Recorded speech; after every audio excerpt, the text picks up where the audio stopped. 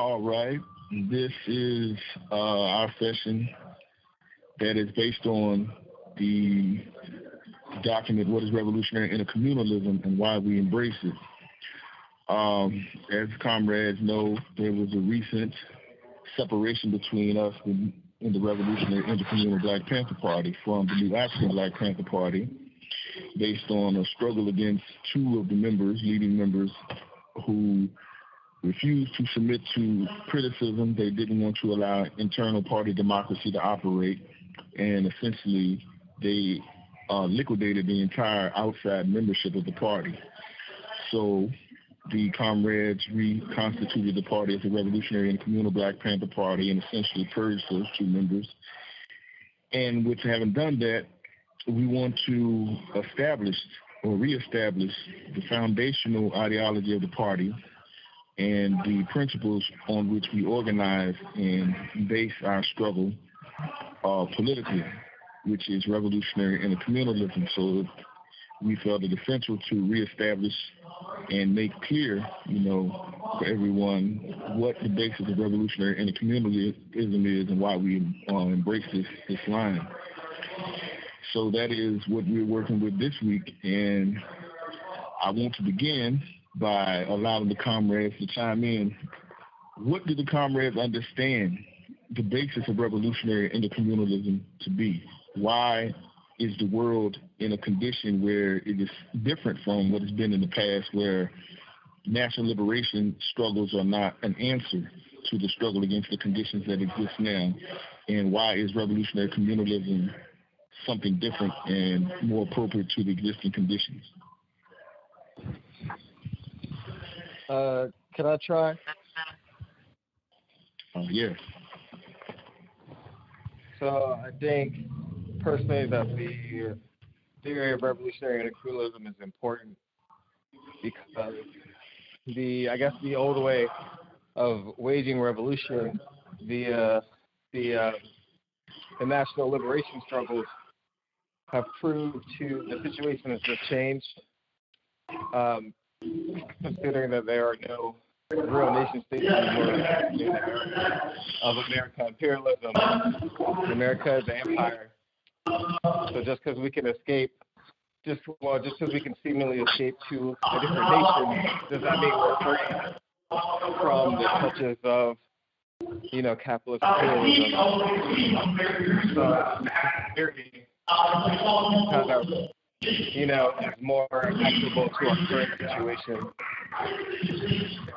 And even when we look at national liberation struggles, it's like we can see this in practice, because even though, especially nations in Africa, even though they've got their quote unquote independence, they got their own flag, they're still being ruled by, neo-colonial powers like the black face at the top, but they're still being controlled by capitalism.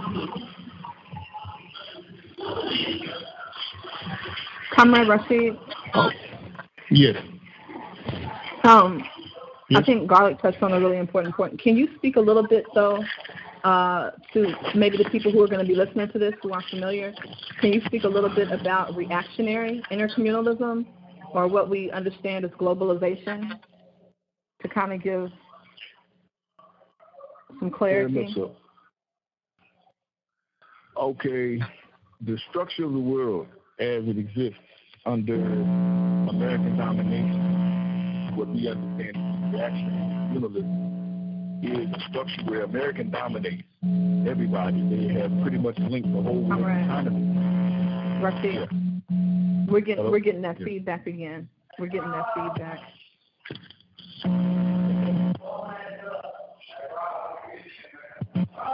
Okay. I think that's it. Yeah, that's better. Okay. The world as it exists now, the structure of the world economically, is one where America dominates the entire structure, where a small group of people control the world's wealth, control the communication systems, media, technology, the transfer of wealth in such a way that all of the world's communities, of all the societies in the world, are linked together, where the wealth is extracted it's reallocated, it's redistributed so that only a small group of people are able to reap the benefits from the system, but everything is interconnected. There is no longer a condition where any society of people can break away from the system and exist independently, because all of the institutions that control the economies locally, all of the exchanges of wealth, the distribution of wealth is all tied together in one global system. So that if anybody did attempt to extract themselves from the system as it exists, they would basically be isolated because they wouldn't be able to trade, to gain access to things that they're not able to produce efficiently or produce a surplus of in the regions that they live in.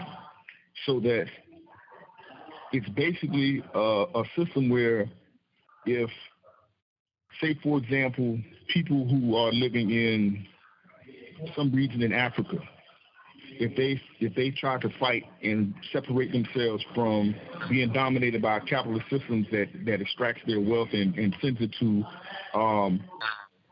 America to be used in, say, producing computers, and some parts are produced in China, some parts are produced in Indonesia, etc., it would be impossible for them to break away because they would not be able to trade the goods that are produced locally. Say it may be certain natural minerals that are used in that area of technology. They could not access certain food items. They could not access certain textiles, etc., because they would be blocked out of a global economy. They would be blocked out of being able to access what other countries produce or other regions produce that they cannot produce themselves. So the populations would essentially starve and, go without basic necessities, whereas they're already deprived to a great extent. They would be basically pushed out of the system, and they would not be able to defend themselves from being imposed upon by American domination, American military power, or the power of one of the sub-imperialist countries acting in the interest of America. So the whole system is hooked up where nobody can liberate themselves from being subjected to being dominated by a small group of people, a small group of political and economic interests, and everything is working to the interest of this small group of people. And this is what we understand to be reactionary intercommunalism.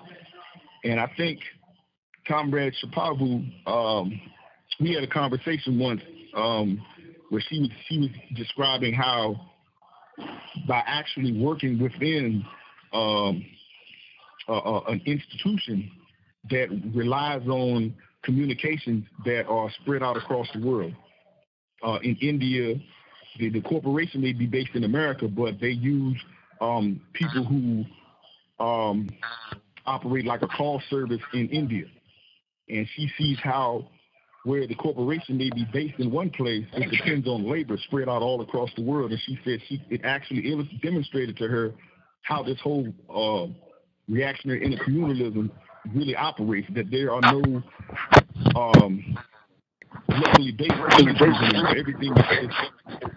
Everything is basically based on use of wealth, use of labor, etc., spread out across the world. And if you would, I would like you kind of give a description of what you experienced, Comrade Shapavu, when you explained to me how this illustrated to you how reactionary intercommunalism really is a real system. Yeah, so does someone I work have a speaker? Yeah, somebody needs to mute.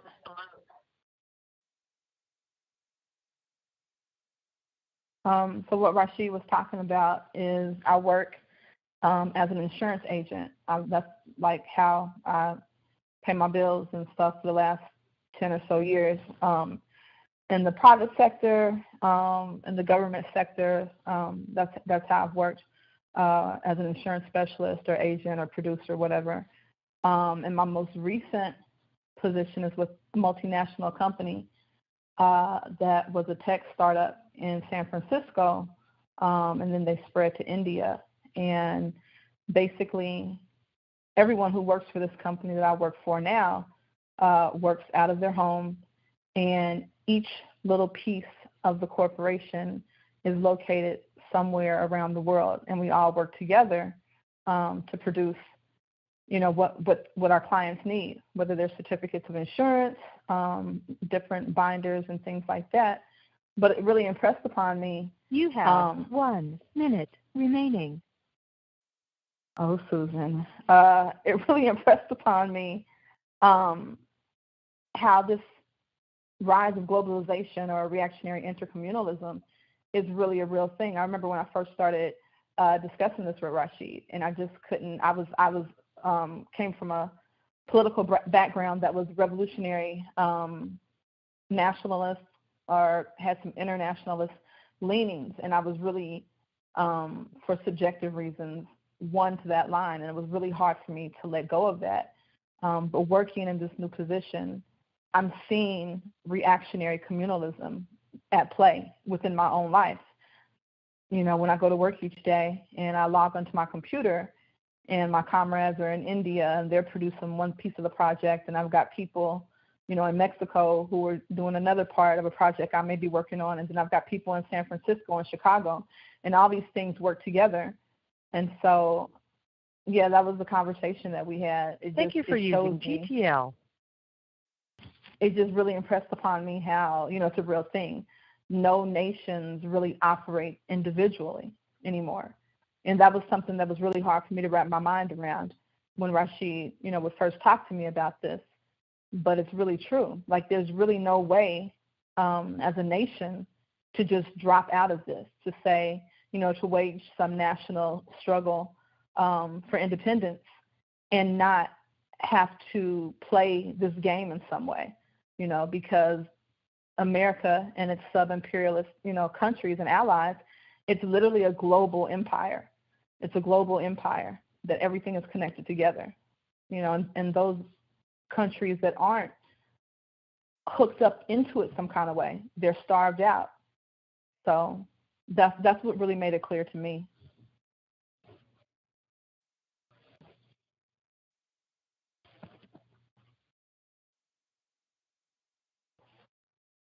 I don't know if anybody else had anything to offer before Rashid calls back in. Can I say something? This is Hansi. Hey, Hansi.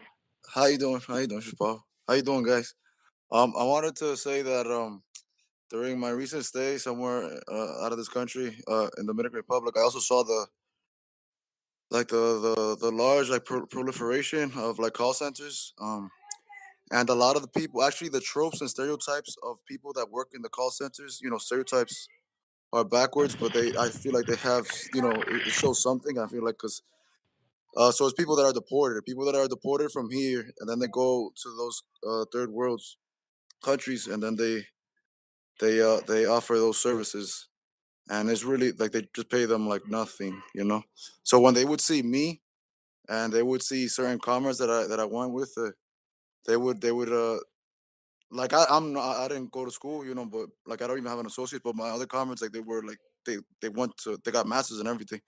And somebody said, I'm sorry I'm going, but I think it's important. They thought that somebody said the first day we were there that this comrade that I used to frequent, she said, they said that she looked like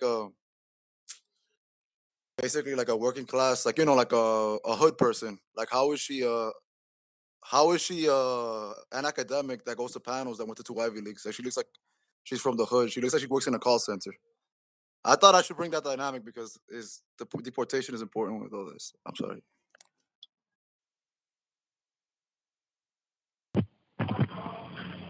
Okay.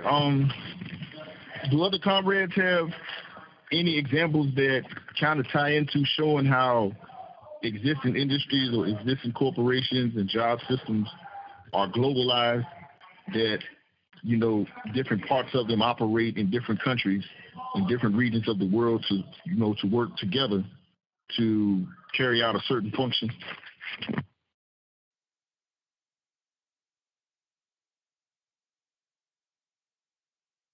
I mean, I don't think my example is going to be like that good, but I was thinking about how a lot of tech companies use resources from a lot of the countries in the global south to build different devices such as like iPhones or like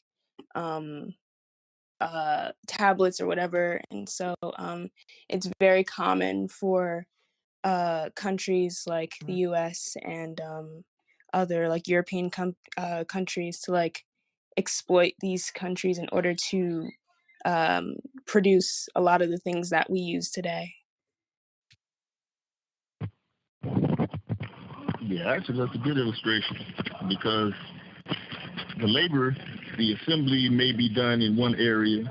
You may have a factory or a plant inside of the United States somewhere. Then the resources that are, extracted that produce them may come from parts of Africa like the Congo, where they keep the society destabilized so that they can extract the cobalt, the nickel, copper, other basic minerals. They can extract them cheaply and then, export them to other areas where they're worked up into the parts and components that are used to make the iPhones and laptops, that sort of thing. So the entire process is, spread out in many different places so that nothing is done, in one area, or the labor is not concentrated in one place as it may have been in times past.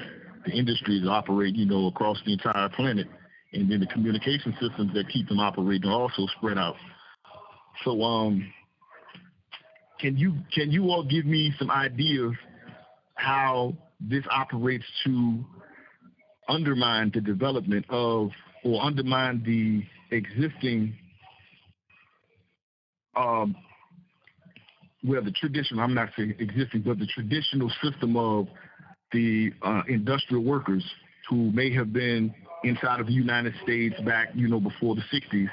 Can you give me some ideas how the system as it is now pretty much undermined the system that may have existed before the onset of reactionary intercommunalism, when you had large-scale industries like in what is now the Rust Belt in America, when you had a lot of factories up in Pennsylvania, that sort of thing? I mean, those industries really, in a lot of those areas, especially the Rust Belt, have been killed. And a lot of those people are battling with unemployment. Some of them like permanent unemployment, like the theory speaks to. In fact. Exactly, and a lot of those jobs were exported to other regions of the world where the labor could be exploited more cheaply, and it could be distributed on a broader basis in more than one region, so that people who are desperate for work or desperate for resources or driven off of their land and other, in other countries and rural areas, they have to work at extremely cheap rates without any sorts of protections, under extremely dangerous conditions, to work up the component parts and the goods that are then sold and distributed across the world again on a globalized, within a globalized economic system. So can you give me some illustrations as to how this process has led to pushing a lot of the rural people, traditional rural farmers and peasants off of their land?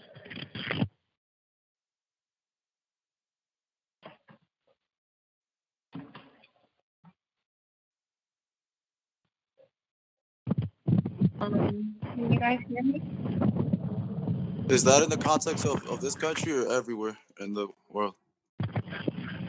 Typically across the world, most of where peasants were, you had the underdeveloped regions of the world, like in Africa, Asia, South America, Central America, these regions, underdeveloped regions of the world. So I've heard that in Peru, one of the communities that had the most radical resistance, like with the Maoists, was they were like favela type of urban areas that were composed of peasants that came from the countryside that were displaced and dispossessed because of the advance of technology and and the theft of land.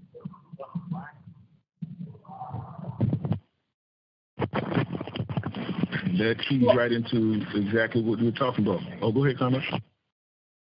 what I'm not sure of the source of where like I got the information, so I apologize. But I recall like hearing that like in order to like keep the larger like plantations going, or like larger farm industries going that are basically like, you know, the larger companies, they will actually destroy the rural small farmers' crops in order for theirs to kind of, if they wouldn't agree to participate. I watched some type of economic movie where it kind of showed how like if you didn't choose to participate and be a part of their global you know, reign in a sense, then they would start to destroy your crops by way of spraying certain pesticides that would kill your crop in order for theirs to be the dominant crop, if you didn't agree to be a part of their exploitational farming versus like your small rural farming. So if you didn't join the crew, so to speak, then they would either outsource you by way of destroying your crop or making it, you know, kind of blacklisting you where you can't participate in certain arenas because you're a smaller farmer and you're not willing to get down with, you know, putting certain poisons in your food or growing your food a certain way or even doing certain inhumane things to the animals. And they were like, you know, basically pushing you if you didn't agree with that. So. Again, that's a very good illustration. And this is how the existing system has consolidated itself and has grown by, in fact, through high-tech agribusiness driving, you know, the traditional small-scale farmers and peasants off of their land, forcing them to, you know, become a part of the existing agribusiness system. And if they don't, as you have stated, they will, you know, force them off the land and take over the land, or they will leave the land in fallow because, you know, they have, they're extracting minerals from the land, or they'll just leave the land without being developed because, you know, they have so much land that they are already using. And it's like when they drain the resources from other regions, then they're to, you know, turn their productions over into the fallow land and then use that land until they leach that land of all of its resources and, you know, cause desertification like they've done across regions of, you know, sub-Saharan Africa. And it's just a completely destructive system. It destroys the existing survival institutions for the everyday people, working people, rural people. It destroys the natural environment, and overall, it places the dominant class who controls the global empire in an absolute contradictory relationship with everybody else on the planet. And this is what is a driving factor in the need to create what we call revolutionary intercommunalism, which is the struggle that will turn these resources, these interconnected institutions of control over to the masses of people so that they are able to exercise power on an intercommunal basis and through that struggle achieve, you know, a world or a global system of proletarian socialist revolution.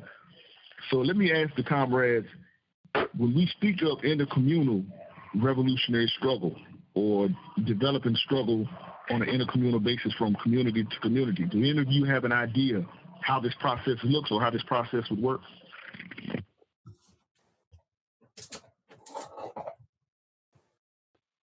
I can give it a shot.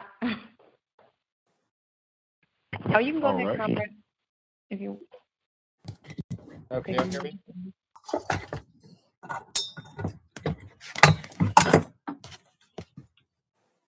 Can you all hear me? Yes. Oh, sick. Okay. I would think that tactic will be, you know, started off with creating base areas, like in relation to like how Mao did it in China, but also, you know, creating these base areas in our respective parts of the world, and then staying in close contact, and, you know, and trading our resources and, you know, our strategy, and, you know, using that approach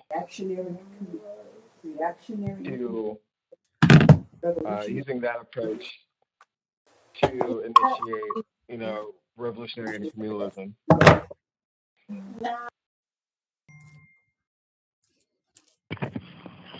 Okay. Um, let's look at it this way. Okay, one of the key factors or one of the key results of the system that has driven massive numbers of people out of secure employment in the established or traditional industries, and then is driving massive numbers of people off of the land in the rural areas, is that it is forcing people to migrate to areas that are becoming increasingly urbanized. So you have huge concentrations of people that have been driven off of the land and can't find sustainable employment. They're pushed into urban regions or regions that are urbanized where they cannot find work, they cannot survive through the traditional, labor system. So they're forced to survive by resort to all sorts of hustles, and through, in many cases, preying on other people. So the problem is you don't have the means of providing these people options to survive that have existed traditionally, throughout history, which is, growing, farming, rural areas, or working in, factories or working in traditional employment. So the struggle is now to devise a way to help these people survive while at the same time giving them means of taking control over the institutions where they live so that they can become empowered politically, economically, and ultimately be able to strike a blow to overthrow the oppressive system that has put them in this condition. And this is the whole strategy that is the basis of what the Revolutionary Intercommunal Black Panther Party is about. Our objective is to create what we call Serve the People programs, or what the original Black Panther Party called, quite correctly, survival programs, where we are able to pull together resources and empower the people in these types of environments, whether you're talking about, the urban ghettos, whether you're talking about shanty towns, whether you're talking about regions where people have immigrated or migrated to, that are, essentially refugee camps, these sorts of areas where people are concentrated in huge numbers. We have to create institutions. We have to create programs where they can get access to basic survival necessities.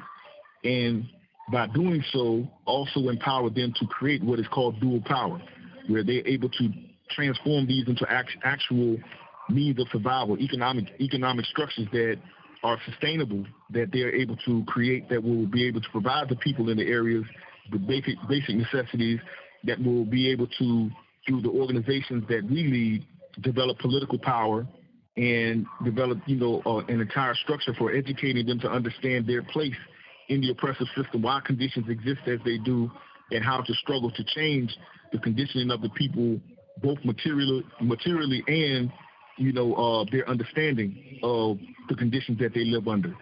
So this is the whole basis of Serve the People program. And from one region to another, or one community to another, liberating people and being able to link them together, link their struggles together, where one area is able to develop Serve the People programs to meet the needs of a local community, then they can also transfer the lessons that they've learned, the methods that they use, also share resources, just like in the reactionary intercommunal system. They can trade resources. They can take materials that they're able to generate in surplus and share them with another community so that they're able to receive things that they're not able to produce or access in surplus where they are. We can develop, agricultural co-ops. People are able to grow, farm on, in urban areas. We teach people how to survive and develop programs for survival in different areas, and ultimately transform them into dual power. So with that understood, if we were to carry out this struggle, do you all see it as an effective struggle for actually being able to liberate the world, to transform the world from reactionary intercommunalism to revolutionary intercommunalism?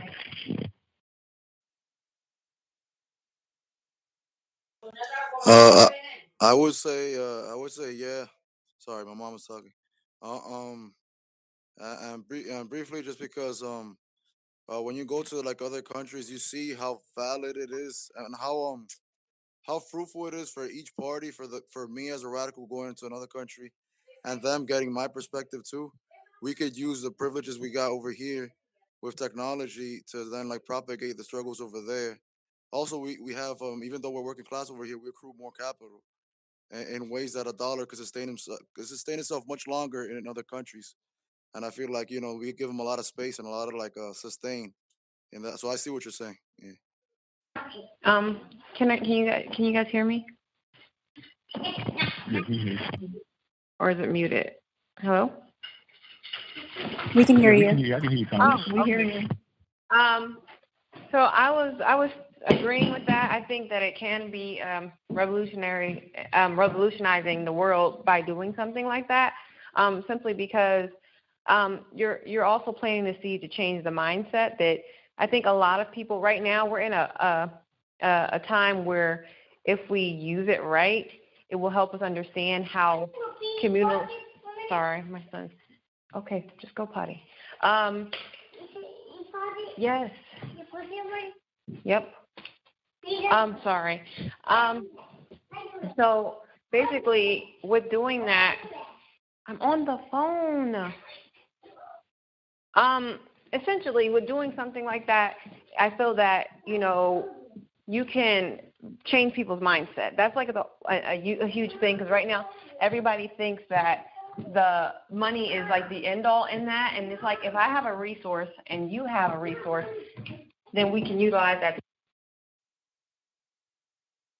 You have 1 minute remaining. I'm sorry. So I just feel that, there's multiple ways to just work with each other. And once you change the mindset of people, then that'll become easier, because some of us have certain resources that the other person doesn't.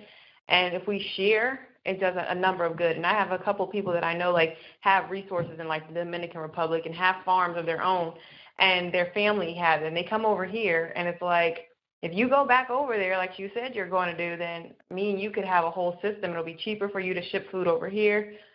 And, you can work it differently versus these large corporations. Once you connect with people and other cultures and, bring the resources in from other parts of the world. And it feeds them, it feeds you, and it makes a world of difference, I think. That's a beautiful example. And that's exactly the sort of interconnection that we want to develop in linking different communities together, the resources in different communities, toward helping to develop other communities and helping. Thank you for using GTL. He'll be back.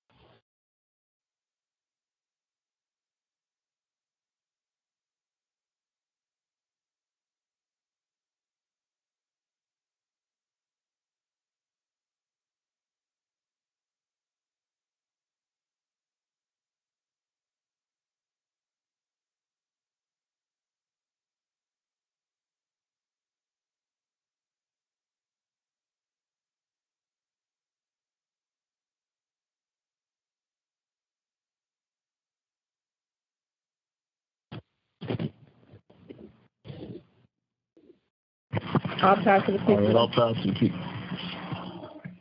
Yeah, so that was a very good a very good point with respect to waking people up, developing people's consciousness of their power, as far as themselves being a resource and not having to depend on money to produce what we need to produce, but also money being an important resource that can be used to the benefit of people, especially in underdeveloped regions, because as Comrade Hansi said, wealth, money goes a much longer way in underdeveloped areas. So I think with this understanding, the comrades should be able to see what the importance of a revolutionary intercommunal party is to awaken the masses, to show the masses or teach the masses the nature of their oppressed conditions and the global nature of it, and how through unifying the struggles of people in different areas and linking them together and exchanging resources and exchanging personnel, people can come from an underdeveloped region into, say, a part of America, and people from America can go to an underdeveloped region, and we can exchange ideas, we can exchange understandings, we can exchange skill sets, we can contribute what we know to develop in other areas and systematically link it together in a intercommunal culture, in an intercommunal economy, and overall show people how to tie together these institutions that are already linked together intercommunally or on a global scale and transform them into institutions that become controlled by the people themselves. And let me point something out that I think the comrade touched on, but it's an important point for us to make. Okay, wealth is not the source of people's survival. Labor power is. A lot of us have been conditioned to see the dollar as the source of what's necessary for people to live, when actually the dollar is only a means, or it's only a medium through which we exchange value, but the value actually comes from labor power. People are the source of wealth. People are what make the world go around. People's labor is what makes the world go around. When we bring people together with different skill sets and organize them and structure them to produce food, to produce clothing, to produce shelter, this is the source of human survival, not the dollar. The dollar is simply used as a medium to exchange the resources that are produced through labor. But labor is the source of the wealth that human beings consume and use to survive in the world and in the environment. So by us understanding that people are the source of power, people are the source of wealth, when we show people how to take their labor power and turn it to the benefit of their communities, turn it to the benefit of everyone else, then we extract them from the conditioned mindset that you have to have money to survive. All you need is actually human labor power to survive. So by taking the power of the people and bringing them to a state of consciousness where they understand that unifying their labor power and working together, they can produce everything they need to survive, you strike a blow both psychologically and materially against the existing reactionary intercommunal system and show people how to become survivors and how to develop programs that can turn wealth and turn power and, awaken their consciousness to being able to control their own resources and their own destinies. Do the comrades agree, or can the comrades see how that operates? Absolutely. I think that's a really important interjection, too. I appreciate you deepening that point. All right. Do any comrades have any questions that they would like to ask, or any ideas or thoughts they would like to contribute to the topic? I mean, I don't think you can see the comments, but said, can you go back over the definition of revolutionary intercommunalism versus reactionary intercommunalism? Young comrades are asking. Okay. Reactionary intercommunalism is the way the system is hooked up now, where there is a global structure where all of the technologies, the wealth, all of the communication systems, etc., are linked together, but they are controlled by a very small group of wealthy people who own and control most of the wealth that is extracted from the overall system. So you have a bunch of communities, systems or societies that exist basically as communities that are linked together through a global network of industries and telecommunication systems, etc., that the people do not have control over, but they're all working together, and they're compelled to work together to produce the wealth that is then consumed and owned by a small group of people.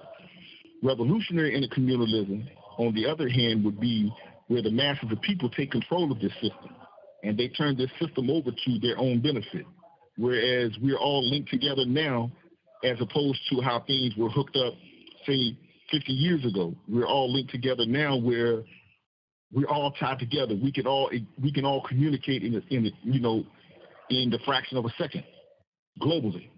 Wealth can be transferred from one place to another globally in a fraction of a second. We can order things, we can access resources, we can do everything that used to have to be done manually or by walking somewhere else or driving somewhere to go get it. It can be produced, it can be generated, it can be exchanged and extracted almost instantaneously on a global scale. So this system that is linked together and is able to function in a fraction of a second in so many different layers and levels, seizing control of that and turning it over to the masses and basically booting out of control this small group of people who gain massive amounts of wealth at the expense of everybody else. This is what we aspire to achieve through revolutionary intercommunalism, where the working class and the oppressed masses of people take control of the system and use the system to their benefit, where resources aren't concentrated in one area and denied people who need them in another area simply because it isn't profitable to a small group of people, where people aren't deprived of having access to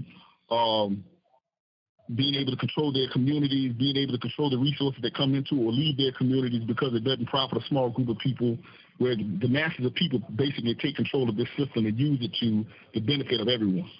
That would be revolutionary communalism.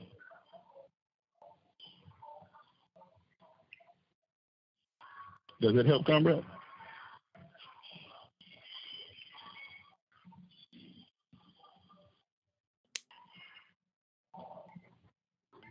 Hello, we still on? Yeah, we're still on. I like to use globalization too, because that's the word you hear a lot in the news. When you turn on the news, they're always talking about globalization, which is nothing more than reactionary intercommunalism. That's what helped it click for me. I don't know if that's helpful for anybody else. Another two words it would be good to associate, like neoliberalism, and I feel like telemarketers. That's like a good example. Like like what you guys were talking about. It's a good example basically all of these reactionary. terms describe the same thing. Yeah. Okay. Another thing that this makes me think of is like the way that organizations such as like the IMF and the World Bank contribute to this, and contribute to the robbing of sovereignty of nations who rise up against imperialism and colonialism, such as what do you think of like Cuba or DPRK or oppressed nations in Africa. When we think of like the way that politically organizations such as the World Bank and IMF enforce neoliberal, neocolonial policies, if as was said earlier, if people want to be able to trade and acquire resources on a global stage, that they're forced to accept the policies of neoliberalism and of neocolonial exploitation of their land, of their resources, and of their people, or else they're subject to starvation and isolation, such as Cuba and DPRK and etc. Yeah, that's basically how it works. Yeah. Typically, what they impose are called structural adjustment programs. But yeah, that's exactly what we're looking at and what people face, under the domination of the reactionary intercommunalism. And the World Bank and the International Monetary Funds are two of the most dominant institutions in carrying out and imposing this structure on the underdeveloped world. So yeah, anybody else would like to chime in with any thoughts?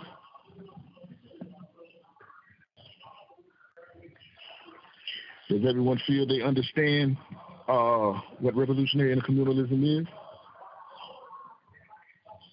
Yeah, I definitely think I have a better understanding than before. So, yeah.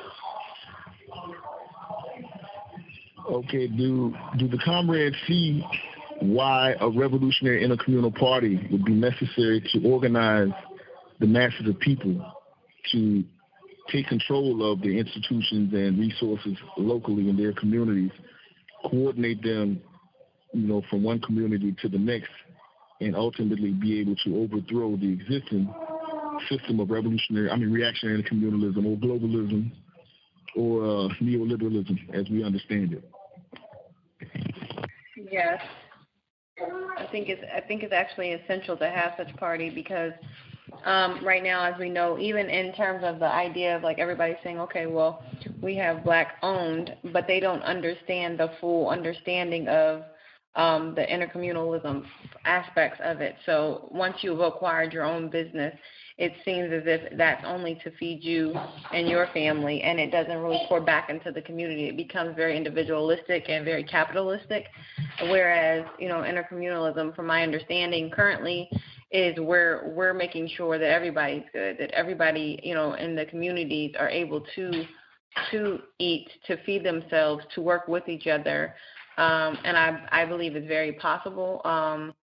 And really, honestly, it's a human component that has to be implemented in the consciousness, and a communal one and a family one. If you have a more of that mentality as well as political understanding what your goal is, whenever you do establish your own business, if you have one, or if you're connecting with other ones, understanding the common goal and the real reason behind it, and having a revolutionary base versus a reactionary one or a very individualistic one. I think, just working with others and sharing resources can be a big deal.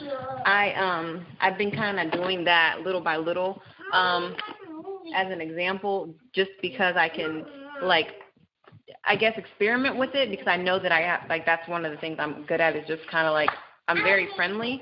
So right now I do different things where we all can eat. It's my motto, and I do vegan food, but I tell other people with their businesses, you can come and do this vending, and then we're all going to get a piece of this, and then how can we use it for the community and things like that. So we're having an honest system where people don't have to pay this astronomical price for something. What is it they're able to do? What is it? How can I make sure that they have nourishment? How can I make sure they have whatever it is they need? Without putting a dollar amount necessarily on it. And I understand that we need economics, but understanding that too, if we barter, if they have whatever the product is and I have something, how can we exchange that? So now everyone's getting a good versus it always having to be a dollar amount. I shouldn't have to, if I have something that you want, we're going to end up paying this price, anyway. If I give you $40 and you give me $40 worth of product, and then you buy $40 from me, we just exchanged $40, where I could have just gave you the product and you gave me the product and we're both satisfied. So I think, it's just opening the consciousness of people little by little with whatever your basis is, wherever your starting point is, using that as a base if you can. Good point. All power to the people. All power. Could you potentially link the rise of the gig economy over traditional wage jobs to the need for revolutionary intercommunalism? I caught part of your question. You said something about traditional jobs and revolutionary intercommunalism. Can you repeat your question? Yeah, I said, could you link the rise of the gig economy and the loss of traditional wage jobs and that movement to the need for revolutionary intercommunalism? Okay, essentially, with the development of automation, a lot of the traditional jobs, factory jobs, traditional industrial jobs have been destroyed. And because the workers are replaced, the manual laborers, their work is replaced by automation, by machines. So with the growth of automation, you're seeing a systematic loss, especially since the 70s, of massive numbers of people who perform manual labor from, traditional, what's called traditional proletarian jobs. These people have been pushed to the margins. These are a massive amount of the people who have been pushed into urbanized areas, who can't find work, who can't find sustainable, secure work, and means of survival. So they must resort to, a variety of means to just exist from day to day, including, as I pointed out earlier, becoming predatory, or what we call, developing, the lifestyle of the lumpen proletariat, or the criminalized mentality. The response or the answer to that is what we are strategizing to develop, which is the Serve the People programs that will empower the people through collectively contributing to the needs of the community, providing for the basic needs, which was, an idea that was first developed, by the original Black Panther Party under, Huey P. Newton, when he first developed the Serve the People, or what he called survival programs. And it taught to people in the urbanized areas who had been basically conditioned to being competitive, predatory, et cetera. It taught them how to cooperate, how to come out together, how to work together, how to acquire resources, pool their abilities, their labor power, their ability to access different things that could be used to the benefit of the community, and using them to serve the community, which is why they're called Serve the People programs. They were able to feed massive amounts of people. They were able to develop community groceries, health clinics. They started the first sickle cell anemia testing and treatment programs at a time when the government and the existing medical industry didn't care about sickle cell anemia because it was a condition that was, suffered only by Black people. They developed, transportation systems, means of providing security for, seniors. They developed, dozens of community survival or community serve the people programs that taught these urbanized people who didn't otherwise have resources and didn't receive support and assistance from the existing governments and existing economic structure, how to meet their own needs.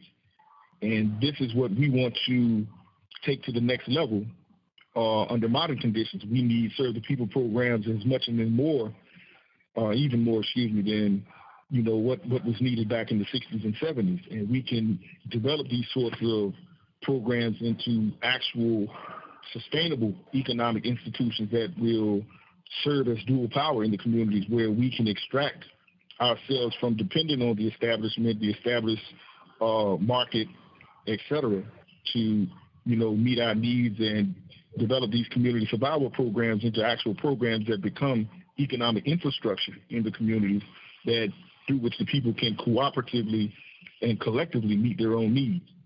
So by, implementing revolutionary intercommunal principles and socialist principles through a revolutionary intercommunal party, we can take people who have been pushed to the margins, who can't... You have 1 minute remaining.